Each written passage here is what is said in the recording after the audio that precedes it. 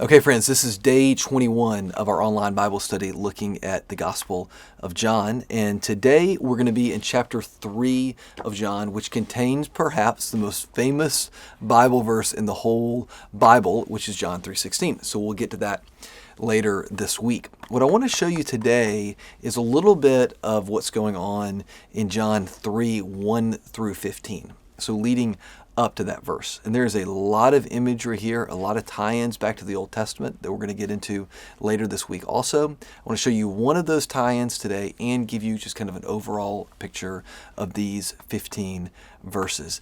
This is a great conversation that we're going to start looking at today, and I hope that you will read it slow.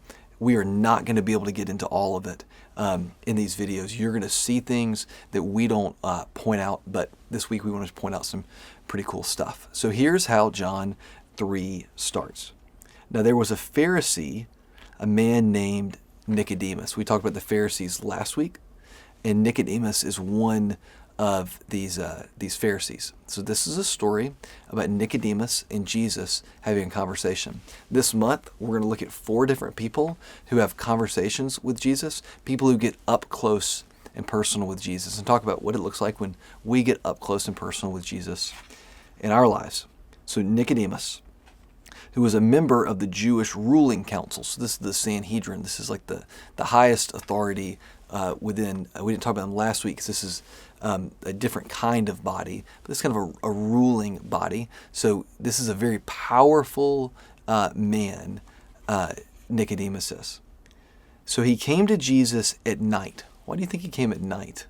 There's a lot of imagery in John about light and dark. And part of what's happening here is that the author's making it really clear that he came to Jesus at night because he didn't want people seeing him. That's kind of the surface level. Underneath it, it's as if Nicodemus is living in the dark, as if he needs some things illuminated for him. But he's coming at night because he doesn't want people to see him visiting with Jesus. And he said, "Rabbi, we know that you are a teacher who has come from God." So we know that God's doing something here in you. How do we know that? No one can perform the signs that you are doing if God were not with him. So here's the thing, Jesus. I don't really even want to be seen with you, but let's just be honest. Clearly God's doing something through you. So he wants to have a conversation with him. Jesus replied, "Very truly, I tell you, no one can see the kingdom of God unless they are born again." And you think, that seemed to come out of left field. Jesus, where's that coming from? And this is where we get the idea of this being born again, which depending on whether you grew up in the church or not, and if you did grow up in the church, what kind of church you grew up in, the idea of being born again, maybe something that you're familiar with or maybe something not. This is where Jesus actually talks about that. And if you get into the Greek underneath it, the idea of being born again, the Greek word underneath it could actually be translated as born from above.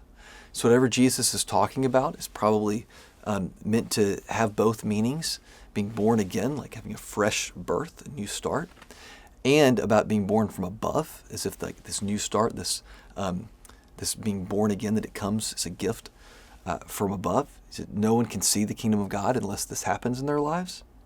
Nicodemus says, how can someone be born when they're old? Surely they cannot enter a second time into their mother's womb to be born. So you think, is Nicodemus not getting it? Or is Nicodemus is it kind of like playful banter? I think it's probably the latter. You got to understand, Nicodemus and Jesus are both master teachers. There are multiple layers of their conversation that are happening below the surface that we don't even see. I mean, it would be like if somebody today referenced something that's just kind of a common kind of colloquial term, or it referenced something in pop culture that you just know exactly what they mean, but maybe 2,000 years from now, people wouldn't know what that meant. So there's a lot of that happening underneath here.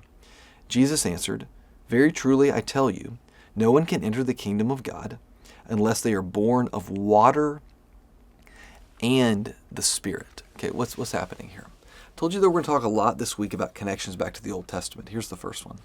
Part of what is happening underneath the surface is that Nicodemus and Jesus are not just talking about individuals at the time, but they're talking about what is happening, what God is doing in the context of the story of God's people as a whole. And what's one of the biggest things that's happened like life of the Jews, of God's people in the past, is that they were given a new birth when they were set free from slavery in Egypt.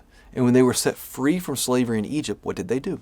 They passed through the waters of the Red Sea, and that gave birth to the nation of Israel. They were freed from slavery.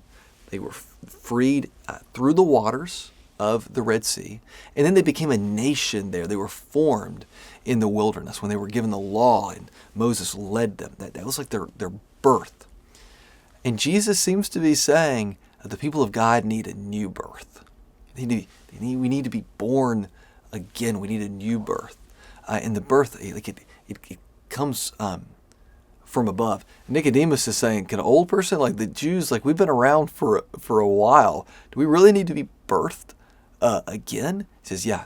And not just birth by water, but by the Spirit. This like new thing that God is doing in Jesus is that he is giving the people of God a new birth, a gift that is coming down from above, a gift that is coming actually through Jesus, where they will be a group of people not just birthed in the freedom of the Exodus out of slavery in Egypt, but that the Spirit will come and do something new. Now, is this just about what's happening then? No, it's about what's happening now also. That we need to be people who are born not just through the water, like through natural means, not just people who have beating hearts and lungs that fill up with oxygen, but that we also can be people through Jesus who are alive in a new way. People who are alive in the Spirit, where the Holy Spirit can work in our lives. Now, there are lots of different ways to interpret what it means to be born again, what it means to be born from above. But for today, what we see is that it has to do with God doing something new in Jesus. And both for the people of God, Israel, that there being a new kind of birth where the Spirit's going to move among them in a new way. For us as individuals, the same kind of thing. We can become alive in a way that transcends us just being physically alive, but the Spirit can do something. Okay. Nicodemus took a risk to get up close and personal with Jesus. He took a risk by going at night when people would have judged him for spending time with this rabbi, Jesus. He took a risk. What I want to leave us with today is just this question. What would you need to risk to get up close and personal with Jesus yourself? Maybe it's something similar where people would think that you were weird if you really started practicing your faith in a new pitch. Or maybe it's that you cost you some pride. Or maybe it's that you know that when you get up close and personal with Jesus, that he's going to start meddling in areas of your life that you don't want him to. What could it cost you to get up close and personal with Jesus? And can we together over these next few weeks, as we look at Nicodemus and 3 other people who look Jesus in the eyes, can we also invite him to get up close and personal with us? Friends, keep with your reading. I'm excited about being in John 3 this week, and we'll see you soon.